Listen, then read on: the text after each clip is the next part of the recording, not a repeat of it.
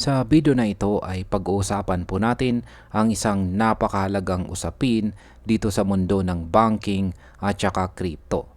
Ito ay tungkol sa kung paano si XRP ay nakakatulong sa mga bangko upang makasunod sa mahigpit na liquidity requirements ng Basel 3. Ayan. Sa madaling salita, ang papel ni XRP dito ay hindi lamang simpleng digital asset. Siya ay nagiging tulay para mapagaan ang operasyon ng mga bangko lalo na sa international payments. Kaya alamin po natin kung paano po nangyayari ito at ano ang posibleng epekto nito sa market. Pero bago po tayo magpatuloy ay pakibasa na lamang po muna ang disclaimer dito po sa ibaba ng ating screen. At ayan, simulan po natin sa kung ano po ba ang Basel 3 na ito at bakit po ito mahalaga. Yan, ang Basel 3 ay isang global standard para sa mga bangko. Ang layunin nito ay tiyakin na ang bawat bangko ay may sapat na liquidity coverage ratio at highly qualified, high quality liquid assets. Sa madaling salita, gusto nitong siguraduhin na handa ang mga bangko sa kahit anong financial stress o bigla ang pangangailangan ng pera. Ngayon, ang malaking problema ng mga bangko ay marami po silang dormant cash or idle funds na nakatali po sa iba't ibang nostro accounts. Hindi gumagalaw ang mga perang ito at hindi po bumabawas sa kanilang balance sheet. Ayan. Dahil dito, napipilitan ang mga bangko na magdagdag pa ng kapital para masunod ang requirements ng Basel 3. Kung gagamitin po sa XRP bilang settlement tool, mababawasan ang idle cash na ito at mas magiging mabilis ang galaw ng liquidity.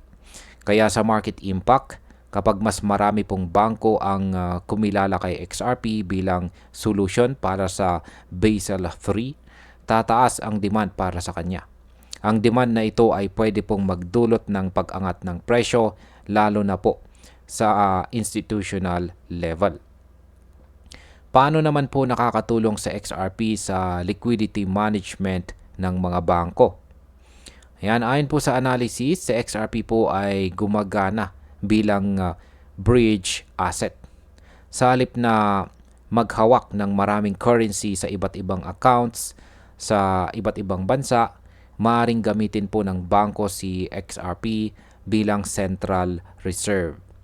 Halimbawa, imbis na magtago ng USD, US dollar, euro, or Japanese yen at iba pang mga cryptocurrency sa iba't ibang bansa, pwede po nilang pagsamahin ang lahat ng liquidity gamit sa XRP. Kapag ganito po ang sistema, hindi lang natitipid ang operational cost, kundi nababawasan din ang hedging cost at mga gastos sa treasury. Sa market impact, kapag mas naging malinaw sa financial institutions ang savings na dala ng XRP, mas lalakas po ang loob nilang gamitin ito. Ang resulta ay posibleng dagdag na adoption at mas malaking trading volume sa market. Ano naman po ang epekto nito sa treasury at foreign exchange operations? Yan, sa kasalukuyan, mataas ang gastos ng mga bangko sa pagpapanatili ng maraming accounts across jurisdictions. Kailangan nilang gumastos sa reconciliation, counterparty risk, at iba pang mga treasury expenses.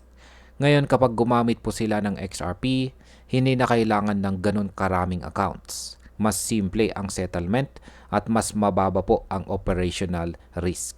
Bukod pa dito, mas mabilis ding natatapos ang cross-border payments dahil hindi na kailangan ng maraming middleman. Kaya sa market impact, ang efficiency na ito ay pwede pong magbigay ng kumpiyansa sa mga malalaking institution.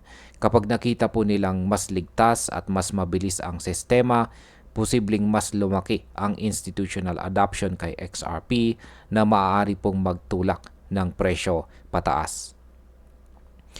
Paano naman po eksaktong nakakatulong sa XRP sa Basel III compliance? Sa ilalim ng Basel III, ang idle funds ay hindi nagagamit, kundi nagiging pabigat pa sa balance sheet ng mga bangko. Dahil dito, napipilitan silang magdagdag pa ng capital reserves para maabot ang required liquidity ratios. Si XRP po ay nagbibigay ng solusyon dahil siya ay isang high liquidity settlement tool.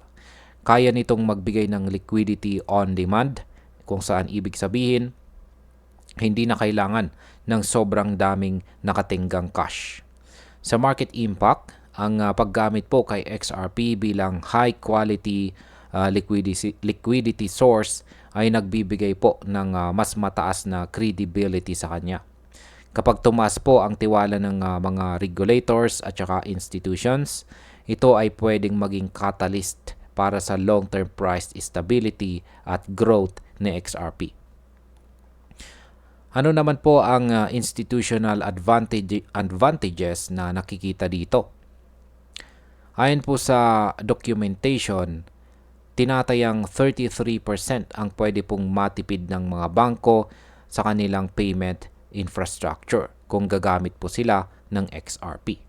Kasama po rito ang pagbawas sa gastos ng liquidity management, payment processing at saka operational overheads. Sa madaling salita, mas mabilis, mas mura at mas compliant sa Basel III ang proseso. Sa market impact, ang pagbawas po ng gastos ng mga bangko ay isa sa pinakamalaking dahilan kung bakit pwedeng dumami ang paggamit kay XRP. Kapag nakita po ng market na nagiging critical partner na siya ng mga financial institutions, maaari pong umabot sa bagong level ang kanyang presyo at saka market cap. Ano naman po ang ibig sabihin nito sa mas malawak na pananaw? Ang research na ito ay nagpapakita na si XRP ay hindi lamang isang digital token na ginagamit ng retail traders. Siya ay unti-unti nang nagiging strategic asset para sa mga bangko at institusyon na gustong sumunod sa Basel III habang pinapababa ang kanilang gastos. Kung magpapatuloy po ang trend na ito, posibleng maging mas malakas at mas matatag si XRP sa global financial system. Yan, bilang panghuli, ang nakikita ko po ngayon ay isang napakalaking oportunidad para kay XRP. Sa kanyang kakayahan na bawasan ang gastos ng mga bangko, gawing mas mabilis ang cross-border payments, at tulungan silang sumunod sa Basel III, malinaw na may matibay po na case sa XRP para maging pangunahing asset sa institutional level. Kung tataas po ang adoption mula sa mga bangko, malaki ang posibilidad na magdala ito ng matagalang pagtaas sa demand at presyo ni XRP. Kaya ngayon ay narito na po tayo sa panibagong yugto ng kanyang kwento. Ang tanong na lang, gaano kabilis tatanggapin ng mga bangko ang pagbabagong ito at paano po ito makakaapekto sa global market sa mga susunod na taon?